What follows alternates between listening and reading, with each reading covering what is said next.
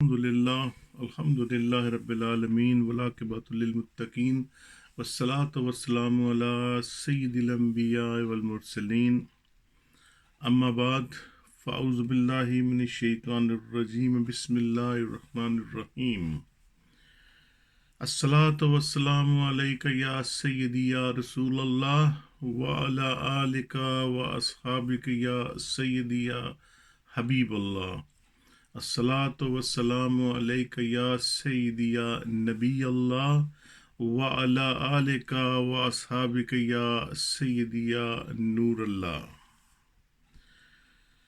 قال اللہ تبارک و تعالی فی القرآن المجید والفرقان الحمید ان اللہ وملائکتہ یصلون علی النبی یا ایہا الذین آمنوا صلوا علیہ وسلموا تسلیما کثیرا کثیرا. سارے پیار میں مجھ سے پڑھیے اللہم صلی علی سیدنا و مولانا محمد و اصحاب سیدنا و مولانا محمد مبارک وسلم صلی علیہ جزا اللہ اللہ محمد محو اہلہ. میرے بہت ہی محترم علماء اکرام، عزیز محترم دوستوں، بھائیوں، سادات اکرام، جیسا کہ ابھی جناب محترم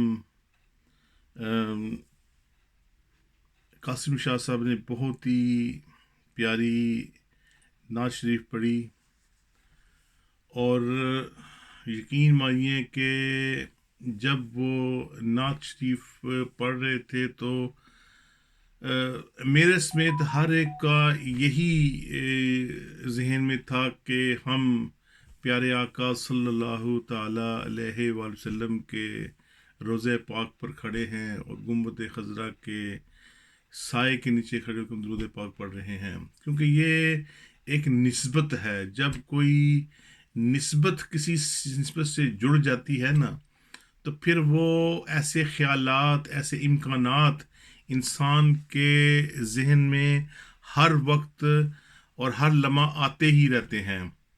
اور بس اللہ رب العزت کے حضور یہی دعا ہے ہم سب کی کہ اللہ رب العزت ہمیں اپنے نیک بندوں کی صف میں شامل رکھے، نیک بندوں کی نسبت سے ہمیں جوڑی رکھے، اور ہم اپنے مشائخ، شیوخ، اپنے پیر اور اپنے جتنے بھی ہمارے احباب ہیں جو اللہ رب العزت کے نیک اور مقبول بندے ہیں، ہم ان کے پیچھے پیچھے بس اسلام کی تبلیغ کے لیے اپنے آپ کو وقف کرتے رہیں. اور اسی سلسلے میں آج کا ایک چھوٹا سا بیان ہے وہ علم کے اوپر، کہ علم ایکچولی ہے کیا. Knowledge, what is the knowledge and what is the importance of knowledge. کہ اگر انسان کے پاس نالج نہیں ہے تو وہ آپ کو معلوم ہے کہ وہ کچھ بھی نہیں ہے، وہ گنوار ہے، وہ کسی طرح بھی کامیاب نہیں. ایک بہت ہی پیاری حدیث پاک ہے، العلم حیات الاسلام و عماد الایمان. یہ حدیث نمبر ہے 1418 جمع الجموع میں. اور اس کا مطلب یہ ہے کہ علم جو ہے، علم اسلام کی زندگی اور دین کا ستون ہے. اب یہ دیکھ لیجئے کہ العلم حیات الاسلام، کہ علم اسلام کی زندگی و عماد الایمان اور دین کا ستون ہے. اب ہم لوگوں نے علم کو، نالج کو، چاہے وہ دنیاوی نالج ہو، اسلامی نالج ہو، نالج کسی قسم کا بھی ہو، وہ آپ اس کے بغیر کچھ بھی نہیں. کل رات کو میں یہاں نوٹنگم میں تھا، اور یہاں پہ میری ملاقات، خصوصی ملاقات ہوئی حضرت خواجہ خواجگان حضرت خواجہ ارشد محمود دامتم برکاتہم عالیہ سے، جو خصوصی وزٹ پر نوٹنگم تشریف لائے تھے. اور آپ نے ایک الفاظ فرمایا محفل لگی ہوئی تھی تو کہنے کو وہ عام الفاظ کہ ایک شخص بیمار تھا، وہ بیماری کی حالت میں بیٹھا ہوا تھا، تو لوگ اس کی تیمار داری کے لیے آئے. اس میں ایک شخص تھا، اس نے آ کے بیٹھا وہ، اور اس نے آ کے کہا اوے کانیا تیرا کی حال ہے، اوے کانیا تیرا کی حال ہے. اب ظاہری بات ہے، اب وہ اس نے اپنے لحاظ سے بات کی، وہ اس لیے کہ اس کے پاس اتنا علم نہیں تھا، اس نے اتنا علم حاصل نہیں کیا، کیونکہ جس شخص کا وہ تیمارداری کے لیے آیا وہ اس کی آنکھ پہ چوٹ لگی تھی، اور اس کی چوٹ لگنے کی وجہ سے اس کی آنکھ تھوڑی سی ڈیمیج ہو گئی. اور پنجابی میں کہتے ہیں نا کہ جس کی آنکھ خراب ہو جائے وہ کانا ہو گیا ہے، اندھا ہو گیا ہے. تو اس نے اپنی پنجابی انداز سے کہا اوے کانیا تیرا کی حال ہے. اب وہ جس کو چوٹ لگی تھی اس نے جواب دیا کہ حضور اللہ کا شکر ہے الحمدللہ.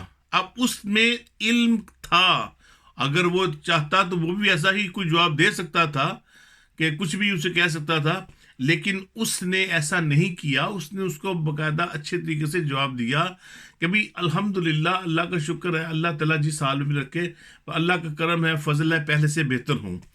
اب میرا کہنے کا یہ مطلب ہے کہ اس انسان نے جو آیا اس نے پوچھا کہ کس انداز سے پوچھا، کیونکہ ظاہری بات ہے اس کو اتنی اس کی تعلیم تھی، وہ ایسے ہی ماحول میں پلا بڑا.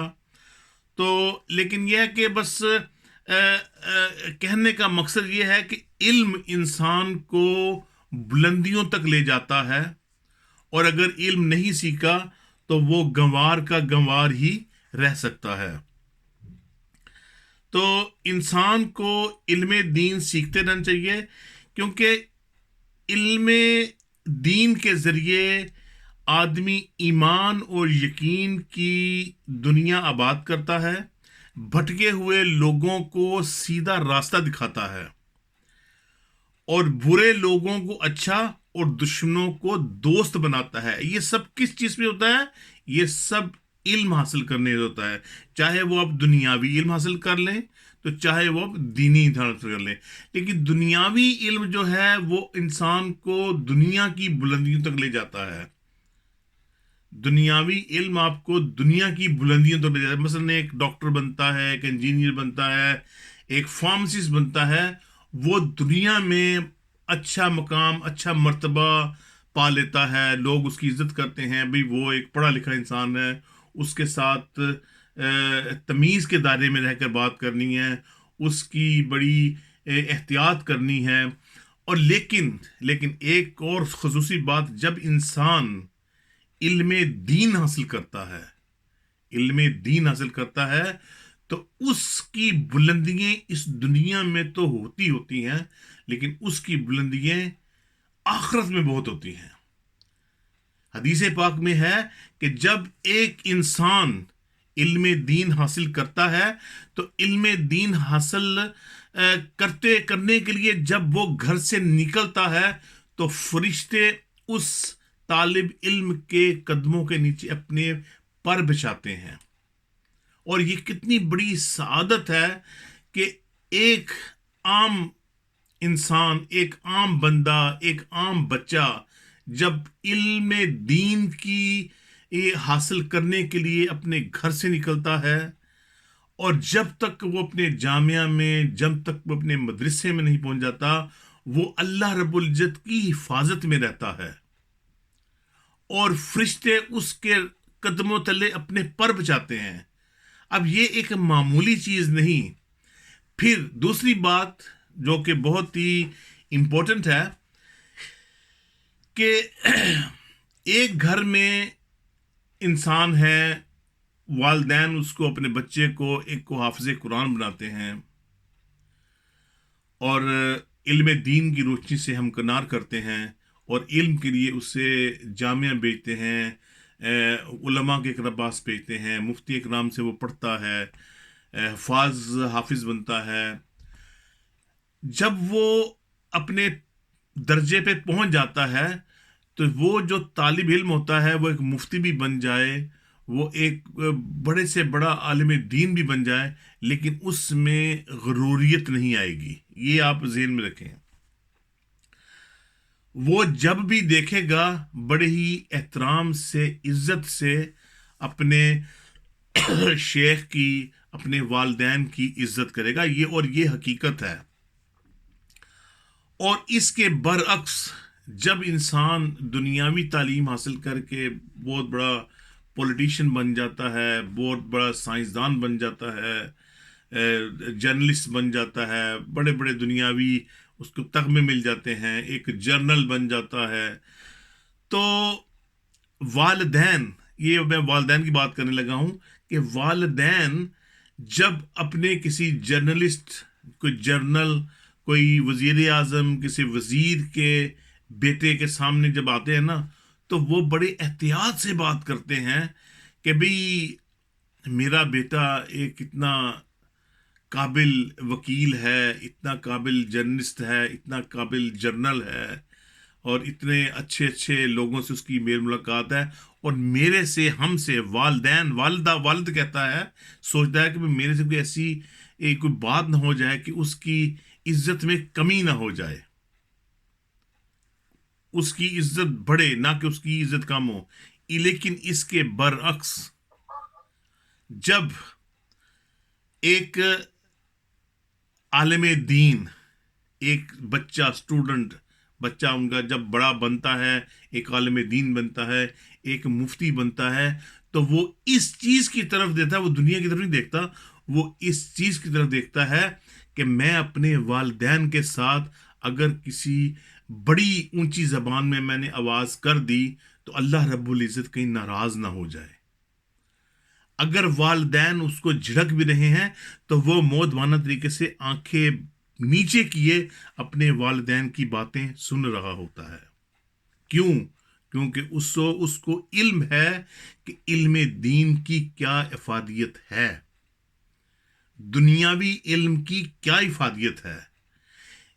دینی علم اس سے دنیا کے ساتھ ساتھ آخرت کے بلند مقامات پر لے جائے گا، جبکہ دنیاوی علم کو میں یہ نہیں کہتا کہ وہ خراب ہے، دنیاوی علم بھی اس کو بڑی بلندیوں لے جائے گا اگر وہ دنیاوی علم کے ساتھ ساتھ دینی علم بھی حاصل کرے. ہمارے سامنے بہت بڑی مثال موجود ہے، اور ہماری اس محفل میں ہی موجود ہے. ہمارے جناب محترم ڈاکٹر نصر اللہ صاحب، انہوں نے دین کی، انہوں نے پی ایچ ڈی بھی کی ہے انہوں نے، اور وہ دنیاوی لحاظ سے کی ہے. آپ نے یہ شاید ایٹامک انرجی میں پی ایچ ڈی کی ہے، اور اس کے ساتھ ساتھ اپنے شیخ کا، اپنے پیر صاحب کا یہ مان بھی رکھا ہے. آپ کے پیر صاحب نے آپ کو حکم فرمایا کہ آپ انگلینڈ میں بچیوں کی تعلیم کے لیے ایک مدرسہ قائم کریں، اور اس کے ساتھ ساتھ انہوں نے، آپ نے ایک یہاں پہ برمنگھم میں، یو کے میں اپنا ایک ادارہ قائم کیا بچیوں کی تعلیم کے لیے، جس میں وہ دنیاوی تعلیم کے ساتھ ساتھ اسلامی تعلیمات بھی دیتے ہیں. اور آپ کا نام اس وقت بڑے درجے میں شامل ہوتا ہے، یہاں تک کہ یہ جو اسکول کی میٹنگ کے لیے آتے ہیں، انسپیکشن کے لیے آتے ہیں، ان کی طرف سے گڈ ریمارکس ہیں ان کے اسکول کے لیے، کیونکہ آپ نے اپنے بچوں کو، اپنے اسٹوڈنٹس کو دنیاوی تعلیم کے ساتھ ساتھ دینی تعلیم بھی دی اور دے رہے ہیں. یہ ان کا ایک بہت بڑا کارنامہ ہے. تو اسی کے ساتھ ساتھ میں یہ بھی کہہ رہا ہوں کہ دنیاوی تعلیم حاصل کریں، لیکن جو دین کی تعلیم ہے وہ آپ کو دونوں جہانوں میں وہ آباد کرے گی. دنیاوی تعلیم بھی حاصل کریں گے آپ دنیا میں، تو دنیاوی تعلیم حاصل کرنے کے ساتھ ساتھ اگر آپ اس اپنے عہدے کے ساتھ ٹھیک رہے، آپ نے اپنے عہدے کو غلط استعمال نہیں کیا. آپ اپنے آفس میں آئے اور آپ نے یہ تعلیم حاصل کی, اور آپ نے جب اس کرسی پر بیٹھے تو آپ نے کہ ذہن میں یہ موجود ہونا چاہیے کہ بھی میں اس محکمے میں ہوں, اس محکمہ تعلیم میں ہوں, کسی بھی وزارت میں ہوں, کسی بھی پوسٹ میں ہوں. اگر آپ نے وہاں آ کر صحیح طریقے سے کام کیا تو آپ کو اجر اللہ رب العزت دے گا. آپ کے درجات اللہ رب العزت نے بڑھانے ہیں. جب اللہ رب العزت آپ کو عزتیں دے گا تو دنیا والوں کی کیا مجال کہ وہ آپ کو عزتیں نہ دیں. اور یہ کس کے بدولت ہے؟ یہ صرف علم کی بدولت ہے. اور علم کے لیے علم کی فضیلت اور عظمت اور ترغیب اور تاکید دین اسلام میں جس طرح آویزاں ہے, جس انداز میں پائی جاتی ہے, اس کی نظیر اور کہیں نہیں ملتی. تعلیم و تربیت, تدریس اور تو گویا اس دین پر حق ہے. کلام پاک کے تقریباً 18,000 الفاظ میں سے سب سے پہلا لفظ جو پروردگار عالم نے رحمت للعالمین صلی اللہ تعالی علیہ وسلم کے قلب مبارک پر نازل فرمایا, وہ کیا تھا؟ وہ اقرا یعنی پڑھ. اللہ رب العزت نے غار حرا میں جب پہلی وحی نازل کی تو حضرت جبرائیل علیہ الصلوۃ والسلام سب سے پہلا لفظ کیا تھا؟ اقرا. جو اقرا بسم ربی, جو اپنے کلام پاک میں پڑھتے بھی ہیں کہ پڑھ, کہ وہ کیا تھا؟ وہ ایک علم تھا. اس علم کی آغاز ہوئی تاکہ اللہ رب العزت چاہتا ہے کہ میرا محبوب, میرا نبی, جس کو میں نے دنیا میں تعین کیا, حالانکہ اللہ رب العزت کا وہ نبی ہے, اللہ رب العزت نے اپنا محبوب ہم کو دیا. کس لیے؟ تاکہ ہم کچھ بن سکیں, ہماری کچھ تعلیم حاصل ہو سکے. اور ہمیں تعلیم کا لفظ, تعلیم کا کردار ہمیں کس نے دیا؟ پیارے آقا صلی اللہ تعالی علیہ وسلم نے جو اللہ رب العزت سے لیا وہ ہم سب کو پہنچا دیا.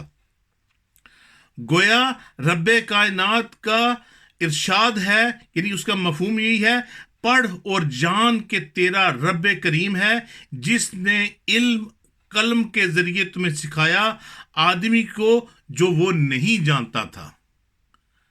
اللہ رب العزت نے انسان کو علم سکھایا قلم کے ذریعے جو وہ نہیں جانتا تھا. پھر ایک اور جگہ جب وحی کی بات ہو رہی ہے, وحی کے آغاز میں ہی جس بات کی طرف سرکار دو عالم صلی اللہ تعالی علیہ وسلم کے ذریعے نوع بشر کو توجہ دلائی گئی کہ وہ لکھنا پڑھنا تعلیم و تربیت کے زیور سے انسانی زندگی کو آراستہ کرنا تھا.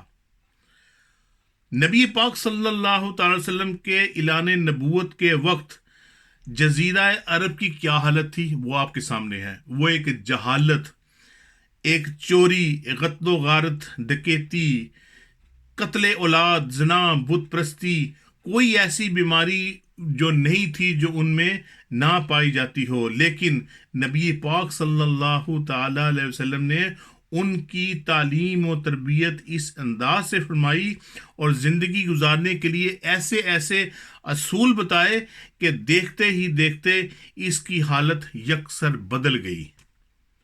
اور وہ قوم, وہ حصہ عرب کا, وہ لوگ جو بالکل جاہل, بت پرستی کی طرف راغب تھے, زنا خواری میں, جوا کھیلنے میں, لیکن جب ان کو تعلیم کا معیار بتایا گیا تو وہ اس چیز سے دور ہو گئے اور دین اسلام کی طرف لوٹے.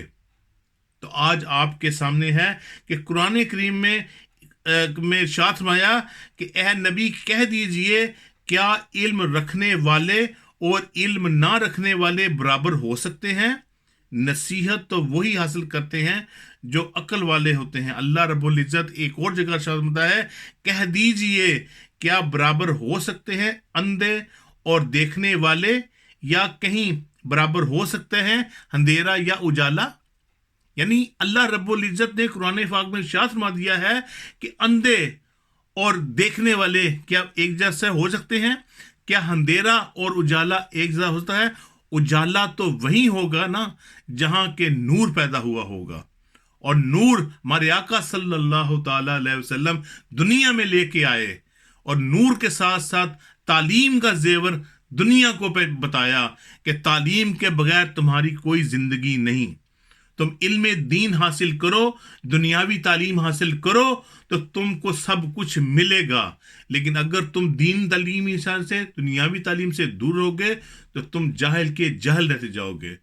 تو یہ ایکچولی ٹاپک بہت طویل ہے، اس کے لیے بہت وقت درکار ہے۔ یہ میں نے صرف ایک چند خصوصی جو آپ کو طریقے بتائے کہ بھی دیکھیں نا، آپ اس وقت ہم اپنے بچے کو اگر کہیں نا کہ کوئی مولانا صاحب یا جس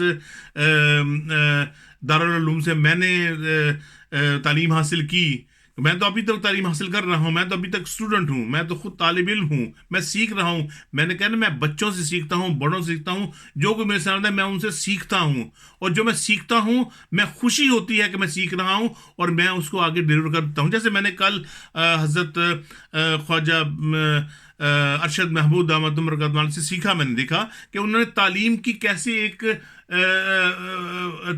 طریقہ بتایا کہ ایک جاہل بندے نے آ کے ایک عام آدمی سے پوچھا کہ بھی تم کیسے ہو، اسے جو بھی الفاظ استعمال کیے، میں بار بار اس کو رپیٹ نہیں کرنا چاہتا، کسی کی دل آزادی بھی ہو سکتی ہے، لیکن یہ ہے کہ اگر کسی کو تعلیم کا زیور مل جائے تو وہ پہن لے۔ تو یہ نہیں کہ وہ تعلیم کا زیور کو ہار ہے یا کانٹے ہیں یا یہ نہیں، یہ تعلیم کا زیور ایک تہذیب ہے۔ جب وہ تہذیب انسان کو مل جائے گی تو انسان کہاں سے کہاں پہنچ جائے گا۔ اللہ رب العزت ہمیں اپنے بچوں کو اور ہم سب کو، خود میرے سمیت، تعلیم کو حاصل کرنے کی توفیق عطا فرمائے، اور جب ہم تعلیم حاصل کر لیں اور کرتے رہیں، اللہ رب العزت کے حضور دعا ہے کہ کم از کم میں تو اپنے آپ کو یہی کہوں گا کہ جب تک میری زندگی ہے، قبر کی دیواروں تک، ایک حدیث پاک بھی ہے کہ جھولے سے پنگوڑا جو ہوتا ہے اس سے لے کے قبر کی دیواروں تک تم لوگوں کو علم دین حاصل کرنا ہے، اور اس کے لیے عورت ہو یا مرد ہو، ان دونوں کے لیے فرض ہے کہ علم حاصل کرے۔ اللہ رب العزت ہمیں سن کر عمل کی توفیق عطا فرمائے۔ وآخر دعوانا ان الحمد للہ رب العالمین۔ اگر مجھ سے کہنے میں، سننے سنانے میں کچھ غلطی ہوگی ہو، اللہ رب العزت مجھے معاف فرمائے۔ وآخر دعوانا ان الحمد للہ رب العالمین۔